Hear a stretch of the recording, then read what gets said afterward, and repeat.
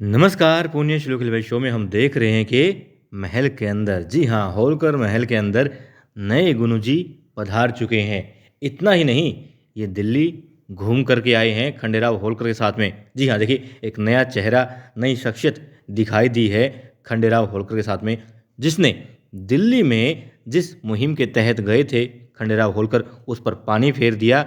न सिर्फ उस पर पानी फेरा, बल्कि खंडेराव होलकर छोटे सूबेदार जी जब महल में दाखिल हो रहे होते हैं, तब भी उनका क्रोध और ज़्यादा भड़काने में इसने काम किया। और अब ये इंसान वो सारा काम करेगा, ऐसा हमें लग रहा है, जो गुन्नू जी अब तक करते आए हैं, यानी कि देवी के खिलाफ भड़काते आए हैं खंडेराव होलकर को। और अब ये नया साथी जो खंडेराव होलकर के साथ में दिखाई दे रहा है, ये भी यही काम करेगा। देखिए, सुजाउद्दौला ने साजिश रची कि खंडेराव होलकर जिस मुहिम के तहत गए हैं वो कामयाब ना हो, और ऐसा ही हुआ। और इसमें अहम रोल रहा इसी इंसान का, जो खंडेराव होलकर के साथ में दिखाई दे रहा है, वहाँ पर भी और यहाँ होलकर वाड़े में भी। उसी की वजह से खंडेराव होलकर ने कुछ मांग की, इस संधि को पूरा करने के लिए, या फिर बादशाह को सुरक्षा प्रदान करने की एवज में उन्होंने आगरा की मांग कर डाली।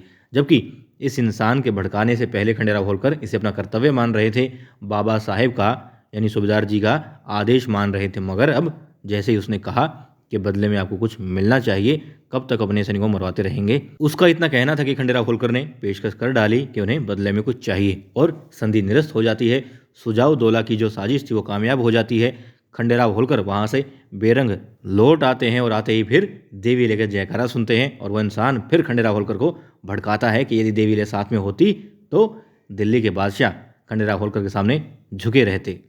फिलहाल तो दोस्तों यही लग रहा है कि ये इंसान गुन्नू जी की परछाई ही है, बिल्कुल हूबहू वही काम कर रहा है, वही सोच रखता है, और इसके मंसूबे भी गुन्नू जी से मेल खाते हैं।